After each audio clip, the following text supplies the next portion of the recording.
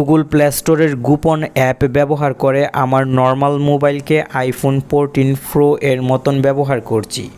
আপনি আমার মোবাইলের অ্যাপের আইকনগুলোর দিকে লক্ষ্য করলে দেখতে পাবেন প্রত্যেকটি আইকন আইফোন 14 প্রো এর মতন হয়ে গেছে।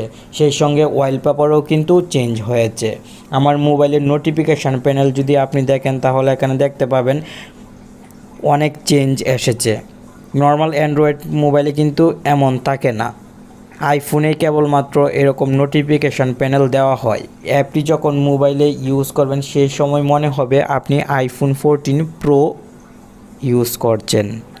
ভিডিওটি শেষ পর্যন্ত দেখবেন এবং এই অসাধারণ অ্যাপটি গুগল প্লে স্টোর থেকে এখনই ইনস্টল করে নেবেন। অ্যাপ ইনস্টল করার জন্য স্বাভাবিকভাবে গুগল প্লে স্টোরে চলে আসতে হবে এবং ফোন 14 লঞ্চার লিখে চার্জ করতে হবে। সঙ্গে সঙ্গে অ্যাপটি চলে আসবে, অবশ্যই আপনি ইনস্টল করে নেবেন।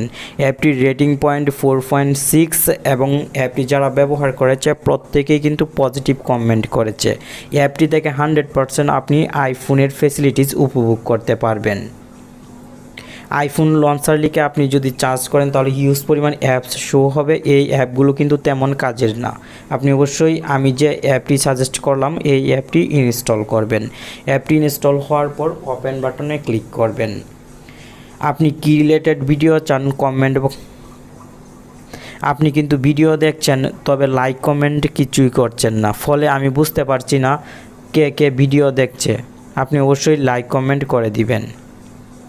আপনি আমাদের চ্যানেলের ভিডিও দেখছেন কিন্তু লাইক কমেন্ট কিছুই করছেন না, ফলে আমিও বুঝতে পারছি না কোন কোন বন্ধুরা আমার ভিডিও দেখছেন। অবশ্যই লাইক এবং কমেন্ট করবেন। এখন আপনি গেট স্টার্টেডে ক্লিক করবেন এবং এগ্রিতে ক্লিক করে 3 বার অ্যালাউ দেওয়ার প্রয়োজন হবে, 3 বার অ্যালাউ দিয়ে দিবেন। পুনরায় এগ্রিতে ক্লিক করে এখান থেকে অ্যাপটির পারমিশন অন করে দিবেন এবং পুনরায় এগ্রিতে ক্লিক করবেন।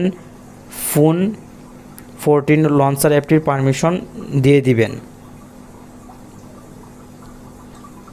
পর্যায়ক্রমে আরও 1 থেকে 2 বার পারমিশন দেওয়ার প্রয়োজন হবে। অবশ্যই আপনি প্রত্যেকটি পারমিশন দিয়ে দিবেন এবং ফুল স্ক্রিন এই অপশনে টিকমার্ক দিয়ে দিবেন এবং গেট স্টার্টেডে ক্লিক করে দিবেন। সঙ্গে সঙ্গে সেট আস ডিফল্ট লেখা দেখতে পাবেন। অবশ্যই এখান থেকে আপনি ফোন 14 লঞ্চার অ্যাপটি ডিফল্ট লঞ্চার হিসেবে সেট করে দিবেন। দিক নির্দেশনা দেওয়া হবে অ্যাপটি ব্যবহার করবেন কিভাবে। অ্যাপটি ব্যবহার করার দিক নির্দেশনা দেওয়া হবে, অবশ্যই আপনি এই দিক নির্দেশনাগুলো ফলো করতে পারেন। এখন আপনি আমার মোবাইলের স্ক্রিনের দিকে লক্ষ্য করলে দেখতে পাবেন নর্মাল মোবাইলটি কিন্তু আইফোন 14 প্রো এর মতন দেখাচ্ছে।